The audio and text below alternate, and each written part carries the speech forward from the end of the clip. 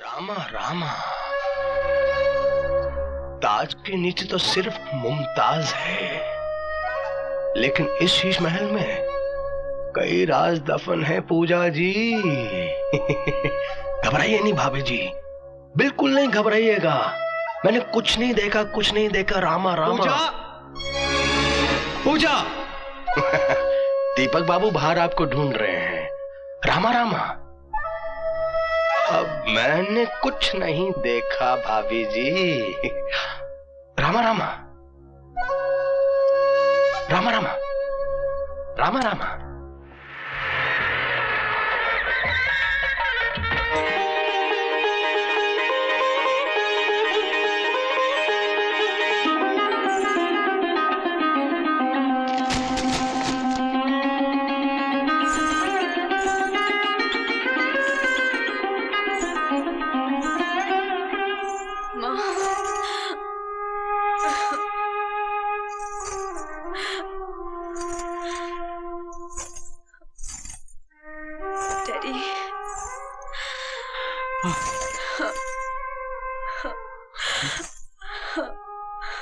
बेटी, माँ बाप जो कुछ भी करते हैं औलाद की खुशी के लिए करते हैं। इंसान जो कुछ भी चाहता है वो उसे मिल जाए, जरूरी नहीं है बेटे।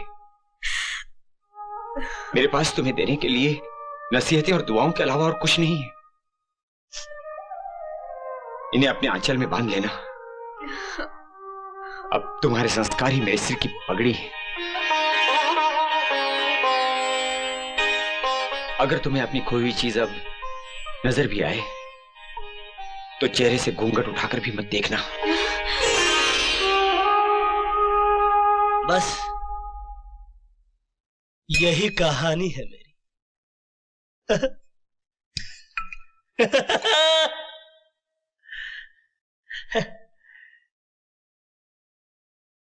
इस दुनिया में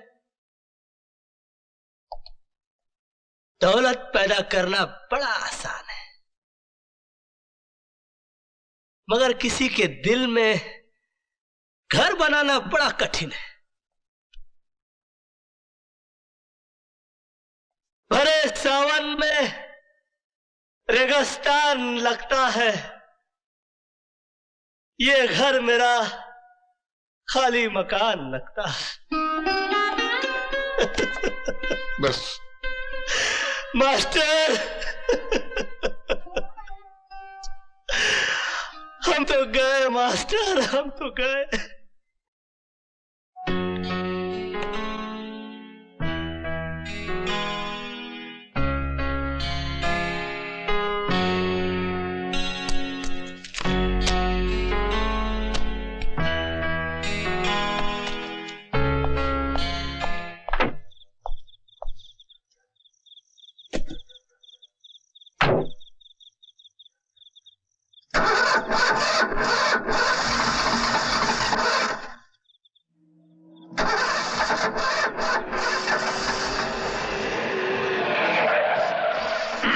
हमारा मास्टर जी, हमारी वाली धोखा दे गई यार। नहीं, हमारी वाली नहीं, इनकी वाली।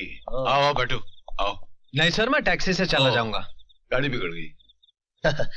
बैठो बैठो। अरे हमारा बस चले तो हम अपने हर वर्कर को एक गाड़ी दे दें यार। फिलहाल लिफ्ट दे दीजिए, गाड़ी वाड़ी बाद में दीजिए, बैठ जाओ ना यार। वैसे मास्टर जी अर्ज किया है, एक दिन तो हमारे देश का ऐसा जरूर आएगा जब यहाँ का हर वर्कर अपनी बीवी बच्चों को गड्डी में घुमाएगा। ख्याल बहुत अच्छा है, शेर बहुत घटिया है।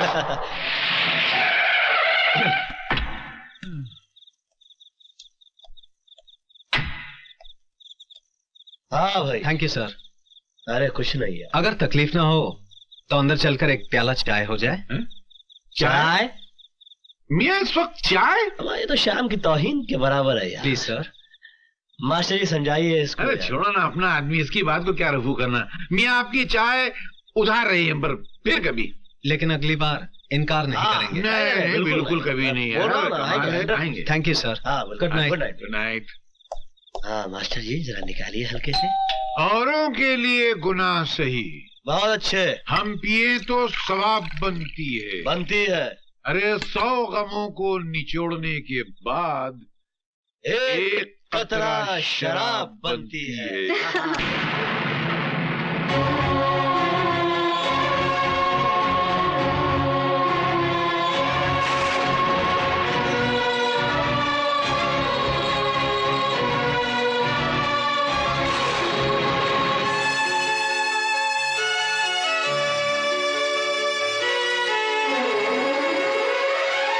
पूजा, क्या तुम जानती हो केपी साहब अपना बर्थडे नहीं मनाना चाहते थे? लेकिन बेचारे करते भी क्या, कार्ड जो पहले बढ़ चुके थे। हाँ, पहले मैं भी नहीं जानता था कि केपी साहब ऐसे क्यों हैं, मगर बाद में पता चला कि वो तो एक मामूली मैकेनिक थे, एक अमीर बाप की खूबसूरत बेटी जिसके लिए वो करोड़पति बने। अरे एक बात तो तुम्हें बताना भूल ही गया। जानती हो उनके घर का नाम क्या है? क्या? पूजा हाउस। 20 करोड़ हवेली की दाम उन्होंने 21 करोड़ दिए, सिर्फ इसलिए कि ऐसा घर चाहिए था। पूरे शहर में ऐसी हवेली नहीं है। और इसीलिए उन्होंने राजा साहब की हवेली खरीद ली। मालूम है बड़े आदमी का घर कैसे पहचाना जाता है? जब उसके घर में पार्टी हो और गाड़ियों की लंबी लाइन लगी हो।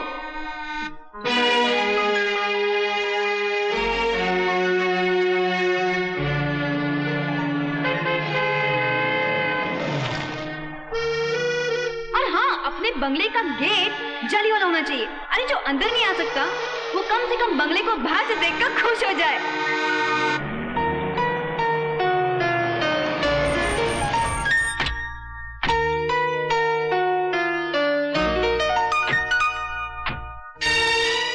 गाड़ी रुकने के बाद जब शोफर दरवाजा खोले तो लगना चाहिए कि पार्टी सॉलिड है। आओ पूजा। हाँ? चले?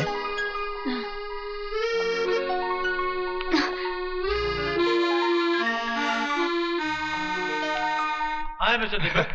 Hello sir. Hi Deepak. Hi Lali. नमस्ते भाभी जी। नमस्ते। कैसी हैं आप? आइए मैं आपको पैलेस दिखाता हूँ। आइए आइए, रामा रामा, क्या पैलेस है। मैं एक्सक्यूज मी दीपक जी, मैं इनको पैलेस दिखा दूं। आइए भाभी जी, आइए आइए। सुना है केपी साहब ने यह महल अपनी महबूबा की पसंद से बनवाया था, लेकिन किस्मत का खेल देखिए भाभी जी, उस बेचारी की शादी कहीं और हो गई। रामा रामा। जब हॉल में एंटर करें तो राज कपूर की फिल्मी सेट की तरह सीढ़ी जानी चाहिए ऊपर। अरे ये तो कुछ भी नहीं है भाभी जी, ऊपर जाके देखिए, बहुत सी कमाल की चीजें हैं देखने लायक। रामा रामा।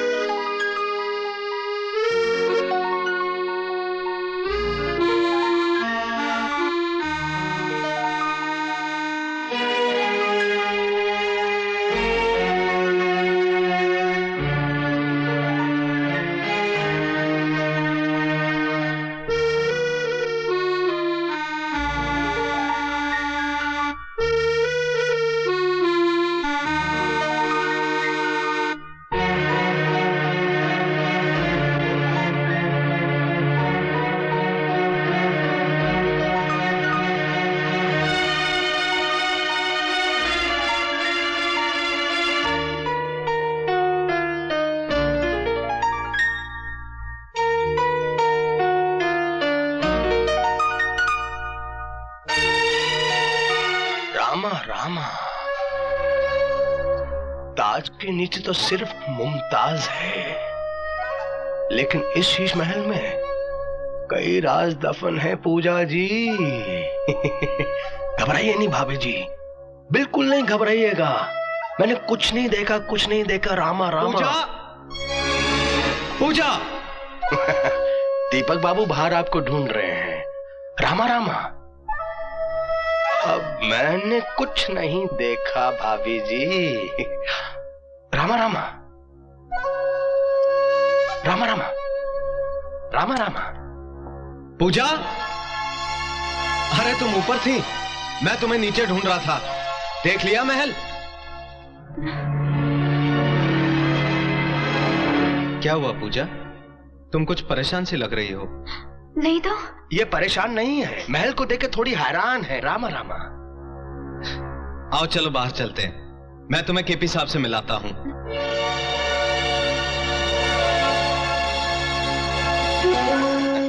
रामा रामा। सर, आप जियो हजारों साल, हर साल के दिन हो 50,000। मुझको लंबी उम्र की दुआ न दो, जितनी गुजरी नागवार गुजरी है।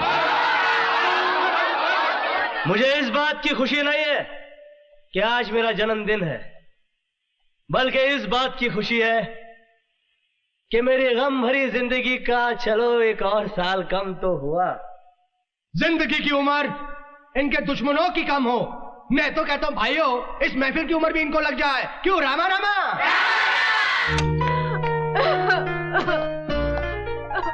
पूजा,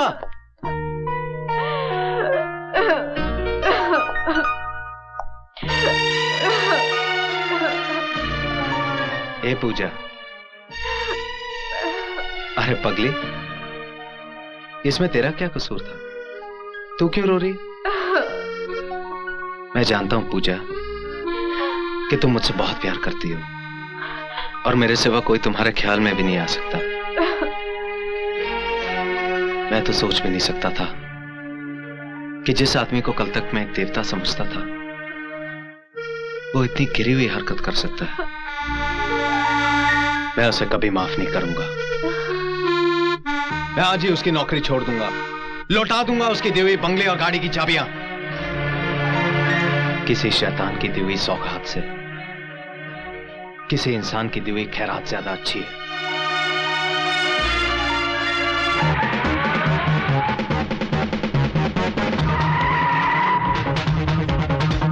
तुम मेरे पति, मेरे घर पे इसलिए मेहरबान हो तक उसकी आड़ में तुम मुझ तक पहुंच सको। तुम्हारे अंदर आज भी मुझे पानी की हसरत जिंदा है, आज भी मुझे पानी की हसरत जिंदा है, आज भी मुझे पानी की हसरत जिंदा है। तो मुझे उनका रसमंजों में से बात समझ, मुंह दिखाने काबिल नहीं रहेगा समझे, मुंह दिखाने काबिल नहीं रहेगा समझे, मुंह दिखाने काबिल नहीं रहेगा समझे।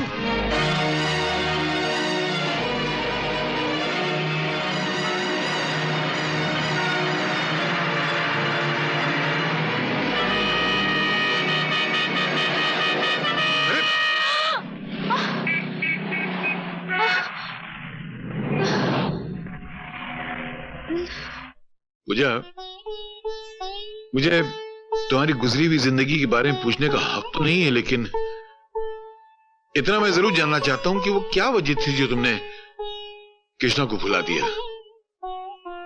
मैंने इसलिए भुला दिया क्योंकि मेरी शादी दीपक से हो गई थी।